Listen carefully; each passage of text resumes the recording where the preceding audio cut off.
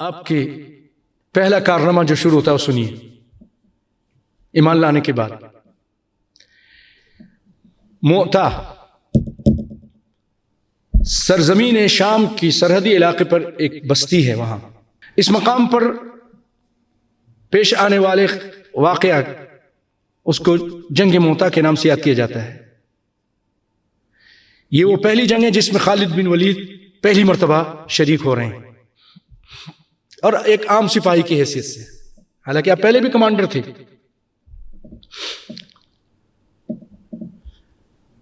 اور یک بعد دیگر 3 جرنیلوں کی مسلمان جرنیلوں کی شہادت کے بعد لشکر اسلام کی قیادت ان کے پاس آتی ہے، ان کے سپرد ہوتی ہے. مجاہدین کی تعداد جانتے ہیں 3000 کے قریب ہے. 3000 اور وہ تھکن سے چور ہیں. اور مقابلے میں 2 لاکھ کم من فئة قلیلة غلبت فئة کثیرة بإذن اللہ. اور ان کے پاس ہتھیار بھی اچھے اچھے. اور مسلمانوں کے پاس آپ کو معلوم ہے غربت ہی تھی، کہاں تھی یہ چیزیں. ہوا یہ کہ محمد صلی اللہ علیہ وسلم ان کے ایک صحابی حارث بن عمیر ازدی. اب میں آپ کو صرف ایک بات بتانے کے لیے، اس کو اجاگر کرنے کے لیے، ہم میں سے کس نے یہ قصہ پہلے پڑھا ہے کہ اس جنگ موتا کا سبب کیا تھا؟ یاد ہے کسی کو؟ کسی نے پڑھا ہے؟ کہاں ہیں ہم لوگ؟ واٹس ایپ سے ہم کو فرصت نہیں ملتی. ٹائم نکالو بھائیو، میرے بھائیوں، میری بہنوں، اللہ کے لیے تھوڑا ٹائم نکالو. قرآن بھی پڑھو، حدیث بھی پڑھو، صحابہ کرام کی سیرت پڑھو، نبی کی سیرت پڑھو، رحیق المختوم کو پڑھو. بہت خوشگوار نتائج اس کے مرتب ہوں گے آپ کی زندگی میں. آئیے سنتے ہیں. بہت سارے لوگوں نے، میں یہ نہیں کہتا ہوں کہ، اور بہت سارے لوگوں نے پڑھی بھی ہے، اچھے اچھے لوگ بھی ہیں، تاریخ اسلام سے دلچسپی رکھتے ہیں، بہت ماہر بھی ہیں، لیکن شاید کہ میری بات آپ کے دل میں اترے اور آپ بھی پھر کوشش کریں. تو حارث بن عمیر ازدی، آپ صلی اللہ علیہ وسلم نے ان کو خط دے کر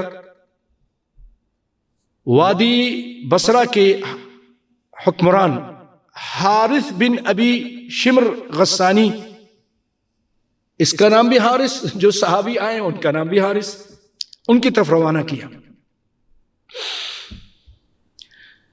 وہ شام کے سرحدی صوبے بلقان کے ایک بستی موتا نامی بستی کے قریب جب پہنچے تو صوبے کے گورنر شرحبیل بن عمر غسانی کو ان کی آمد کی اطلاع ملی. اس ظالم نے آپ کو گرفتار کیا، حالانکہ ایک سفیر تھے، خط لے کے گئے تھے، سفیر ہیں، سفیر کا قتل کرنا بہت بڑا جرم ہے. پوری دنیا سفیر کو تحفظ دیتی ہے. یہ خبر جب نبی کائنات صلی اللہ علیہ وسلم تک پہنچی، آپ بہت رنجیدہ ہوئے. اس کے علاوہ 15 صحابہ کرام کی ایک جماعت، تبلیغی جماعت، یعنی تبلیغ کے لیے گئی تھی، دعوت و تبلیغ کے لیے شام کی زمین پہ وہ تبلیغ کر رہے تھے وہاں پر. تو ان کو دھوکے سے قتل کیا گیا بے دردی کے ساتھ. اور انہی ایام میں شاہ روم نے مدینہ منورہ پر فوج کشی کا ارادہ کیا، دھمکی دی.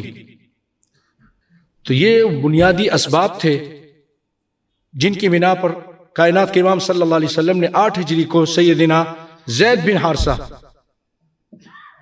یعنی کائنات کے امام، اپنے پیاروں کو یہ اس جنگ میں، حالانکہ لوگ کہتے ہیں ہمارا بچہ بچا رہے، ہمارا بھائی بچا رہے، ہمارا دوست بچا رہے، دوسرے لوگ جائیں.